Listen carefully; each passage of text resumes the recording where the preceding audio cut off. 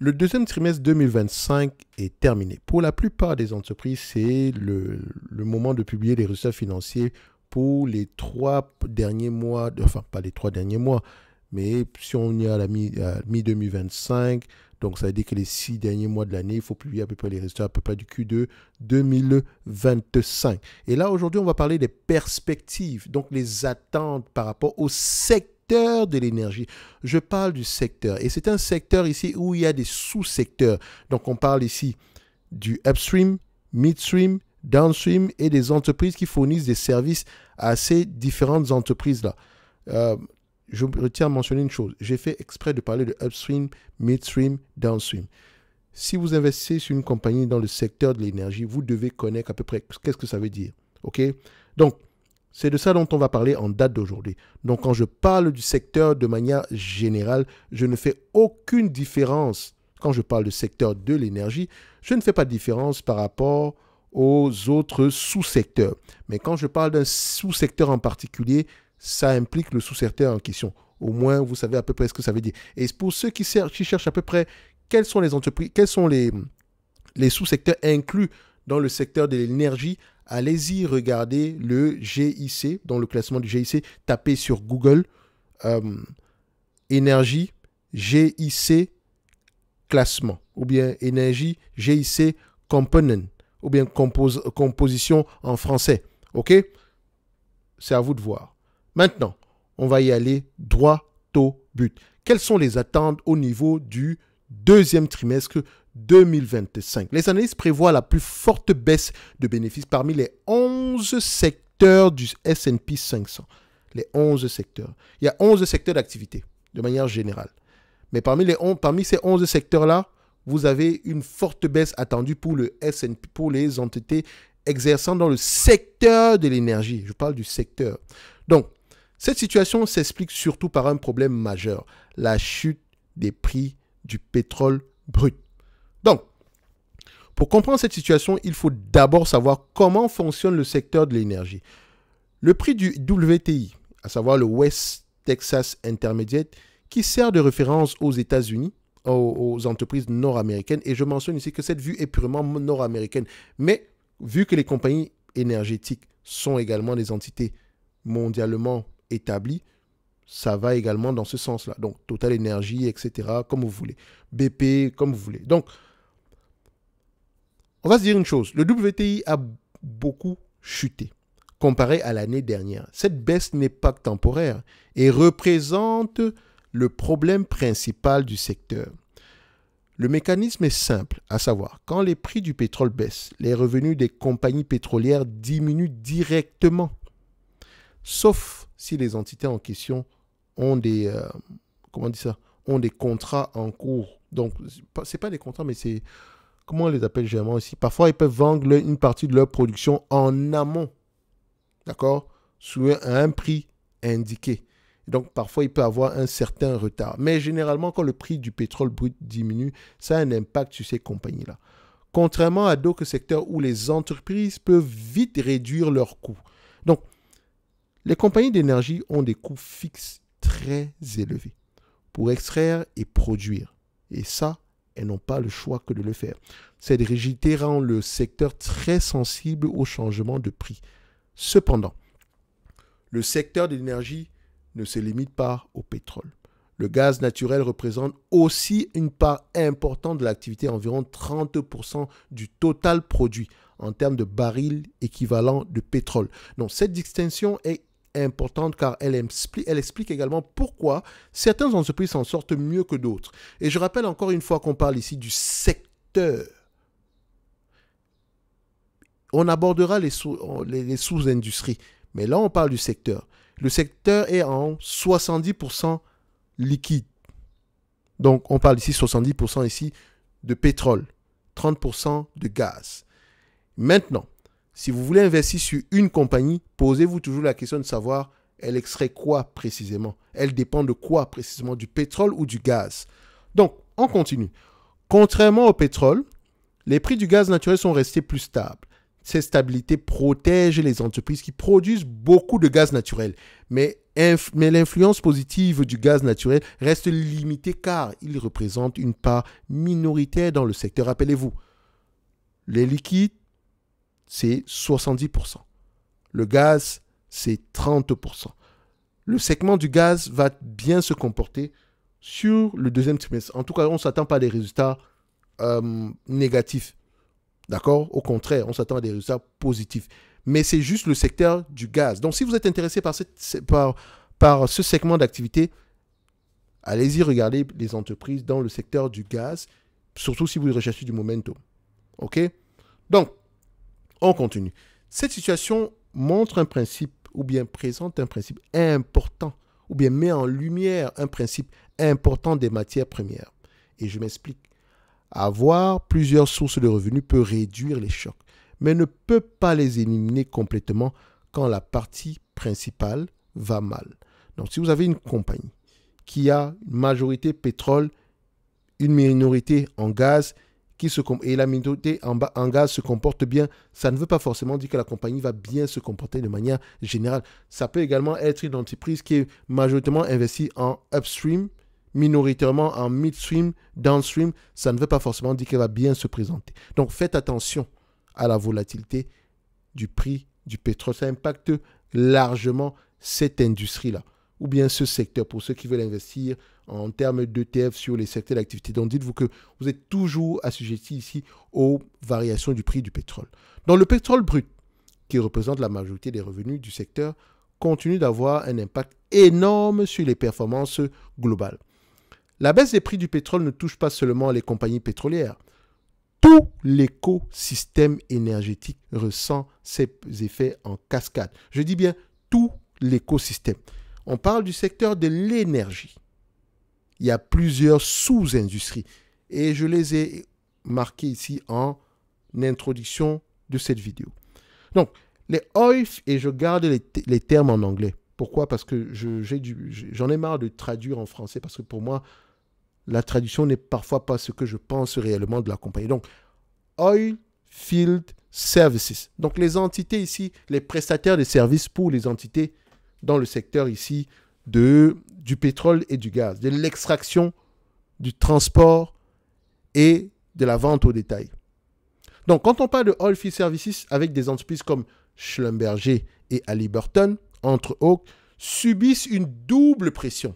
D'abord, l'activité des plateformes de forage diminue car les compagnies pétrolières investissent moins quand les prix baissent. Ça veut dire que si toi, tu investis sur une entreprise qui vend des plateformes de forage, la dépense en capital des compagnies dans le secteur de l'énergie, surtout dans le segment production, dans le segment exploration et production, devrait t'intéresser. Ensuite, l'utilisation des équipements de fracturation hydraulique ralentit aussi. Cette baisse d'activité réduit automatiquement la rentabilité des entreprises de services. Donc, le secteur du raffinage, deuxième point ici, traverse aussi une période difficile. Les marges de raffinage, c'est-à-dire la différence entre le prix des produits raffinés et celui du pétrole brut, reste sous pression depuis le premier trimestre. Cette situation continue elle continue car la demande pour les produits raffinés n'a pas suivi l'offre, créant un déséquilibre qui pèse sur la rentabilité. Mais maintenant, je vous dirais que dans ce paragraphe, j'ai volontairement inclus un piège. Et je vais vous demander ici de généralement regarder le taux d'utilisation quand on parle de raffinerie. Et c'est quelque chose qu'on fait dans le programme d'accompagnement. Quand on analyse des secteurs d'activité ou bien des industries, des sous-secteurs d'activité, on veut poser des questions spécifiques. C'est la raison pour laquelle quand vous arrivez en matière de stock picking, vous avez tendance à poser les mêmes questions sur toutes les entreprises, alors que toutes les entreprises ne se ressemblent pas. Surtout quand elles exercent dans des industries différentes. Faites vous-même le test et vous allez voir, vous allez tirer la même conclusion que moi. Donc, on va se dire ici que quand on se pose la question de savoir, oui, le secteur du raffinage sera en berne, mais ça dépend de quelle compagnie tu vas regarder. Si ce sont des compagnies nord-américaines, ça pourrait bien se passer. Parce qu'il y a le taux d'utilisation. Oh, j'ai trop parlé, j'arrête de parler. j'ai parlé de taux d'utilisation, va te renseigner. Parce que ici, on n'est pas juste là pour parler pour vous donner à manger ou bien à boire, etc. Non, non, non, non. On veut des personnes qui veulent rechercher la bonne information. D'accord? Donc, je fais exprès de le faire. Déjà, la note d'analyse, ça me demande déjà assez de temps. Et c'est une note d'analyse qui parle uniquement de perspective dans le secteur de manière générale. Parce que dans tous les sous-segments, nous avons des notes d'analyse sectorielles. Verticalement intégrées, exploration et production, midstream, donc transport et entreposage, downstream, c'est-à-dire ici que dans le downstream ici, on parle de vente au détail et je pourrais rajouter le dernier qui est généralement ici une entité qui offre des services aux 4 précédents secteurs d'activité, surtout au secteur de l'exploration et de la production. Oui, messieurs ou mesdames, dans ce secteur d'activité, il faut se renseigner sur comment il fonctionne. OK?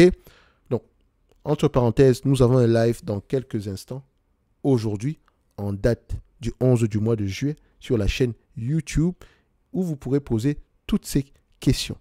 Également, vous pouvez poser des questions par rapport à nos différents services, soit d'accompagnement ou du top premium. Donc, je vous laisse aller voir, j'ai mis un post sur la page principale de la chaîne et vous pouvez aller voir à peu près à quoi ça ressemble. Donc, c'est ici, ça c'est le post de manière générale ici. Dans le top premium, il reste à peu près 4 places, peut-être moins que ça en date d'aujourd'hui parce qu'il y a une promotion par rapport à ça. Allez dans le club, etc. Bref, si vous avez des questions, venez sur le live. OK? Donc, on continue.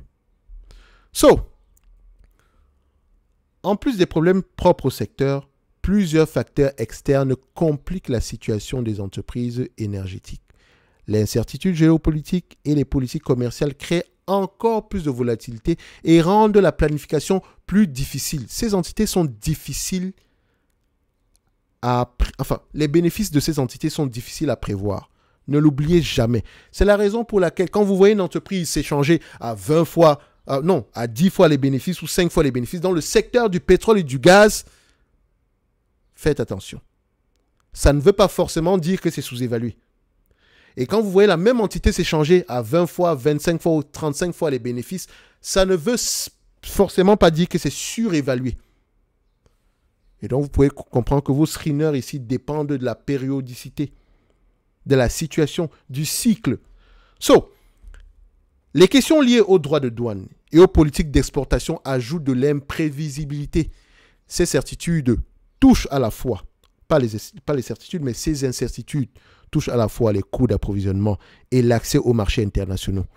Pour les entreprises énergétiques qui travaillent dans le monde entier, et généralement les majors, Exxon, BP, Total Energy, ces facteurs peuvent transformer des projets rentables en investissements risqués.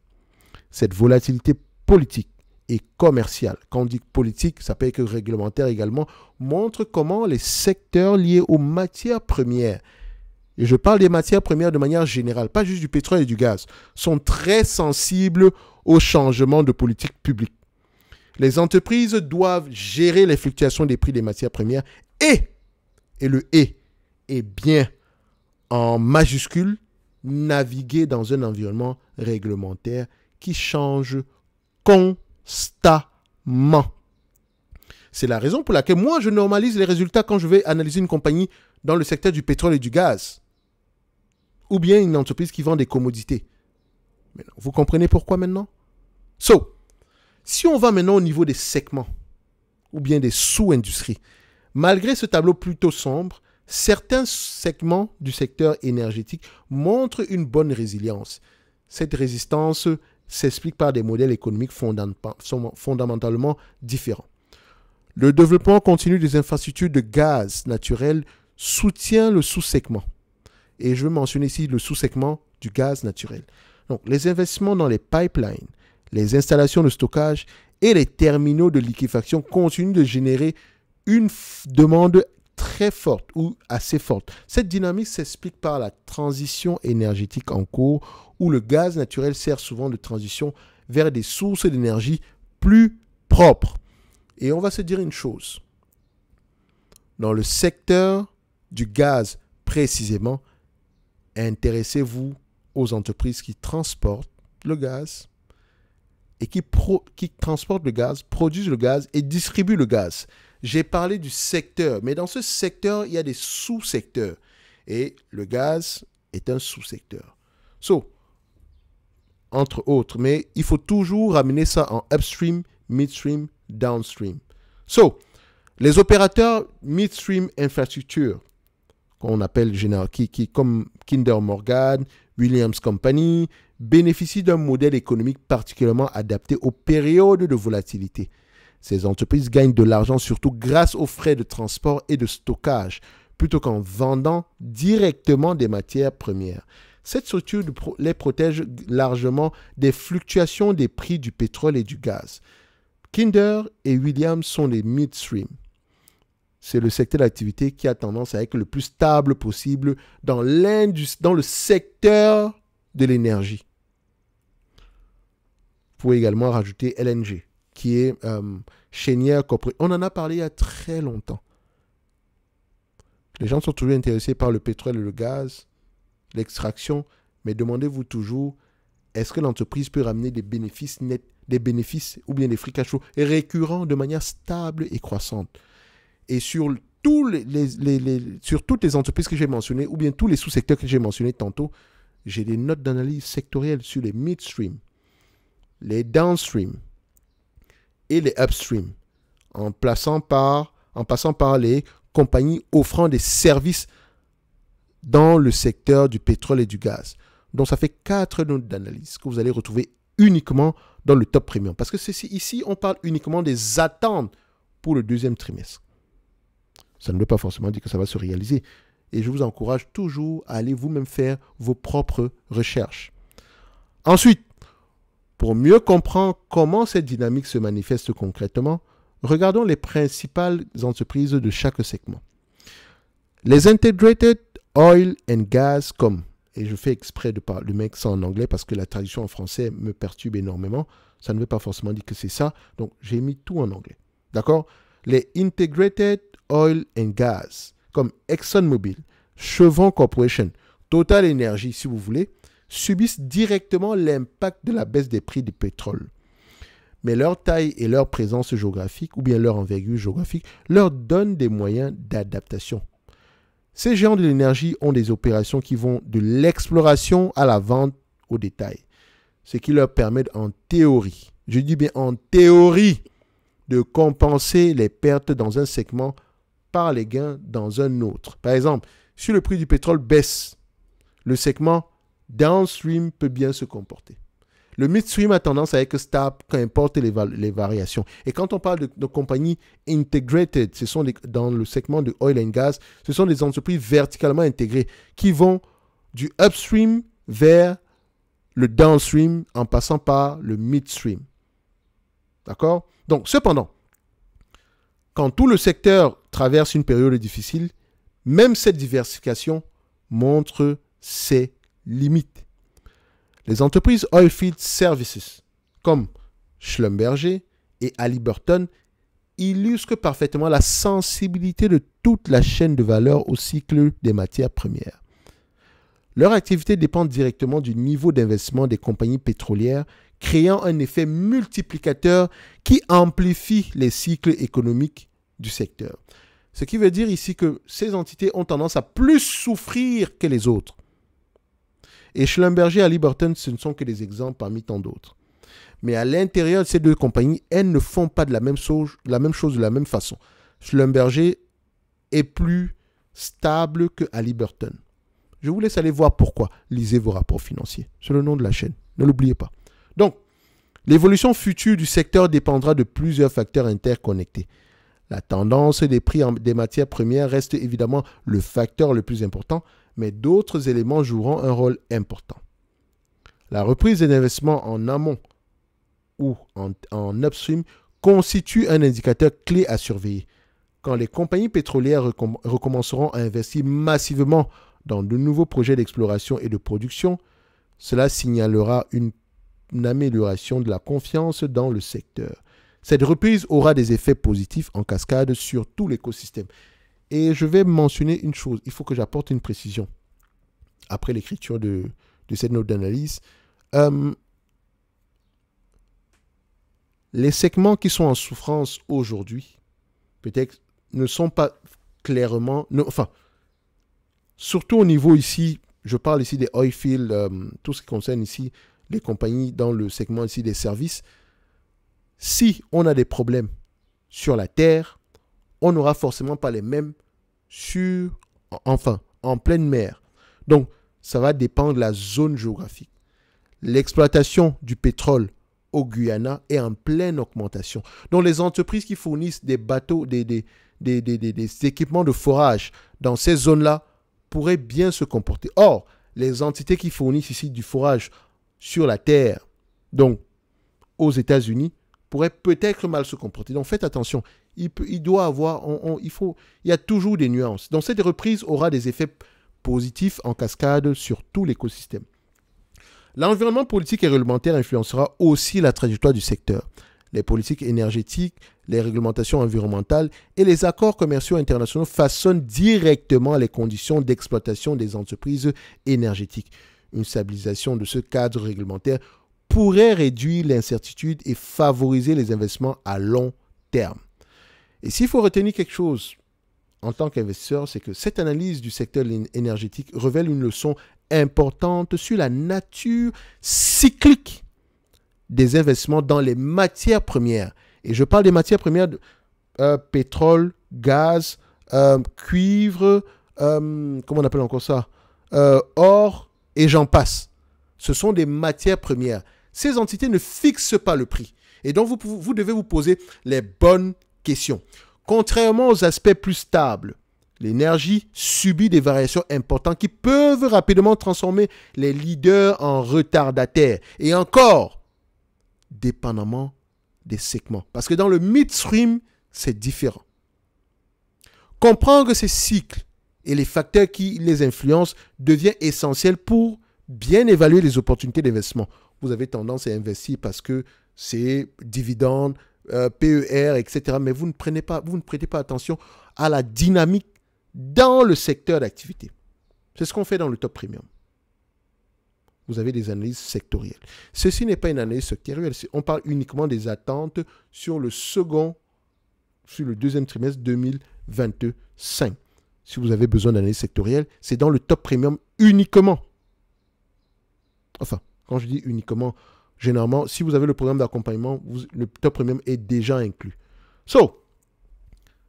La période actuelle montre l'importance, ou bien met en valeur ou en lumière l'importance des modèles économiques dans la résistance aux chocs sectoriels, surtout quand on est dans un secteur cyclique. Les entreprises avec des revenus contractuels et prévisibles traversent mieux les tempêtes que celles exposées directement aux fluctuations de prix des matières premières. Et généralement, ces entreprises-là, qui sont exposées au prix des matières premières, doivent avant tout gérer leurs coûts de production.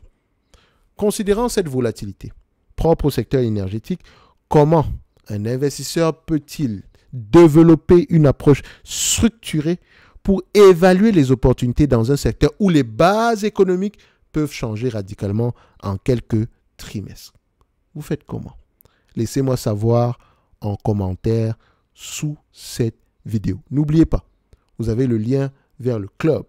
Dans ce club-là, en date du 11 juillet 2025, on a une promotion pour le top premium qui se termine. Dans le top premium, vous avez des éléments comme les analyses sectorielles. Comme je l'ai mentionné ici, j'ai parlé de 5 secteurs d'activité. Enfin, globalement, c'est 4. Parce qu'il y en a un ici qui englobe l'exploration, le transport et la vente au détail. On appelle ça généralement les entreprises verticalement intégrées ou bien Integrated Oil and Gas. Total Energy en fait partie. Mais en réalité, il y a vraiment 4 secteurs d'activité. Upstream, Midstream, Downstream et Oil Field Services. Et chaque sous-industrie a sa propre dynamique, son propre questionnement. Vous doutez? Essayez de le faire de vous-même. Analysez les entreprises de la même façon, dépendamment de ces secteurs d'activité dans cette industrie-là, dans ce secteur-là. Et je suis sûr et certain que vous allez vous rendre compte de la même Vous allez vous rendre compte ici de la même conclusion que moi. Et la conclusion est simple, les questions à poser sont différentes. Il faut déjà savoir quelles questions poser. Parce que ces questions-là ne sont pas transposables. Oui, il y a des questions d'ordre général. Mais en particulier, ces questions-là, enfin, quand on regarde les sous-industries, les questions sont plutôt particulières. Bref, on se donne rendez-vous sur les prochaines vidéos. Un like, un abonnement, un commentaire. Faites ce que vous voulez de toutes les façons. Ça vous concerne. Ne vous abonnez pas, ne likez pas. Si vous ne voulez pas avancer en matière de stock picking ou bien être sérieux dans votre processus d'apprentissage en termes de stock picking, ne likez pas, ne vous abonnez pas. Surtout, désabonnez-vous. C'est important. Allez acheter des ETF. Parce qu'ici, on parle uniquement de stock picking de manière générale. Donc, n'oubliez pas également en commentaire de cette vidéo, enfin pas en commentaire, mais en description de la vidéo, vous avez les différents services de Top Invest. Et je pense que sur le Top Premium, il y a présentement un deal. Et on se donne rendez-vous sur les prochaines vidéos. Maintenant, vous avez tous les éléments nécessaires pour mieux appréhender le deuxième trimestre 2025 dans le secteur énergétique. Merci et au revoir.